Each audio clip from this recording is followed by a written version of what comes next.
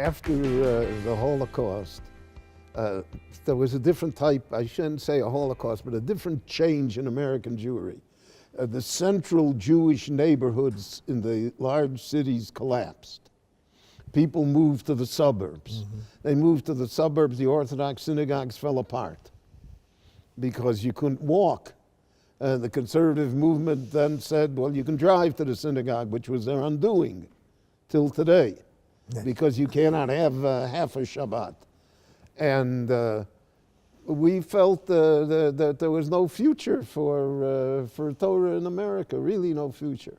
I remember I come from a family, 7 generations of Rabbonim, of rabbis.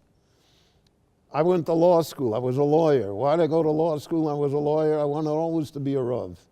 Because my father told me, he said, listen, I have no money. I can't put you into a business. You have to make your own way in the world. There will not be an Orthodox rabbinate in Chicago.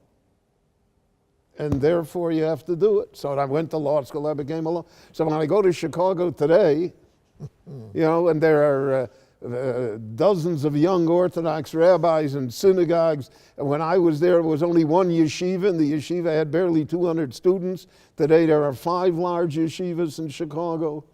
I look at my grandchildren, wherever they are, who are far greater Talmudic scholars, and they expect it. They expect that their children are going to. I have a grandson that finished Shas 12 times already. He expects that his child to do. I expected that, I hoped that maybe my child would be a Sabbath observer.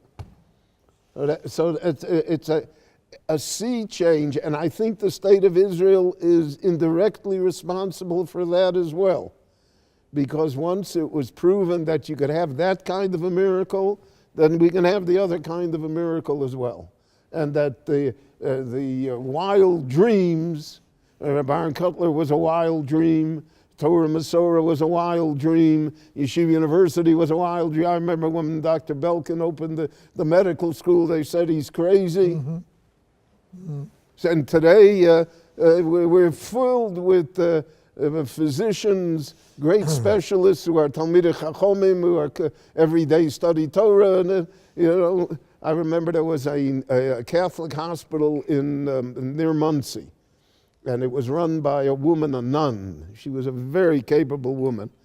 And I was in the hospital there the end of May, whatever. In the hospitals in America, July 1st is when they hire new interns and new residents. And she said to me, she saw me in the hall, she said, Rabbi Wein, can you send me some more of those guys with beanies that wear yam? She said, they're the best doctors. Send me some more of them. And in my day in America, a Jew had a hard time getting into a medical school. Well, by the same token, the Israel of my youth,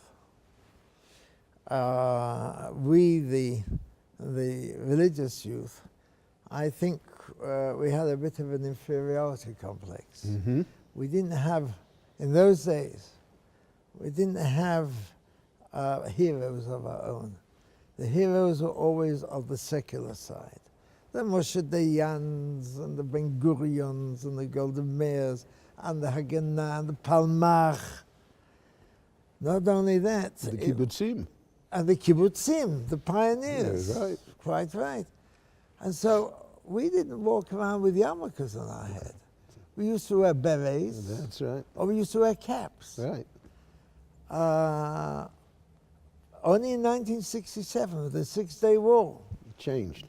That was the big change. We were kind of emancipated. We were now the new pioneers. And we were now the new pace setters in very many ways. And the kibbutz movement began to crumble. And there was this first experiment in the yeshiva, which was Kfar HaRoeh. Yes. And Rav out of Neriah, it came Rav Neriah. Yeah, yeah. And out of it has come a new generation was born, right, of Yodei Sefer, of Talmidei Chachamim. And I look now at my grandchildren. May have been a cross-fertilization here between the diaspora and Israel. I definitely think there is in everything, no matter how they deny it, but it really is. I think that we have a wondrous generation in Israel Absolutely. today. Our generations of children, grandchildren, great-grandchildren are a testimony to the miracle of God. Ani makabel it.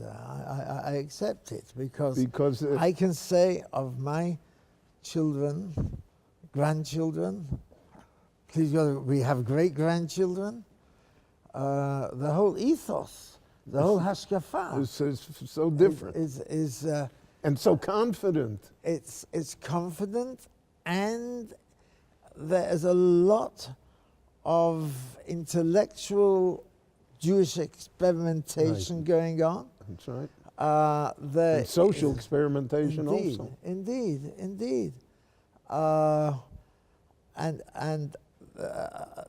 And it shows itself in the army, in Tzva Haganah Yisrael. That's right. We have a chief of staff we have a general Just staff of 18 generals. Right. Of those 18 generals, 6 are wearing kippot. Right. So by the law of extension, if 6 are wearing kippot, another 6 are in one way or another Shomrei Shabbat, but they don't wear the kippah. That's right. And That's right. Well, anyone who lives in Israel feels that how the country has become more traditional, more Jewish. In my day, With no question. a Shabbat hardly passed without anti-religious Religious demonstrations. That's right. There used to be the Haliga Neged Kfiyat Datit, the organization against religious coercion. Do you remember what's happened to Mapam? Do you remember? It Gone. disappeared. Gone.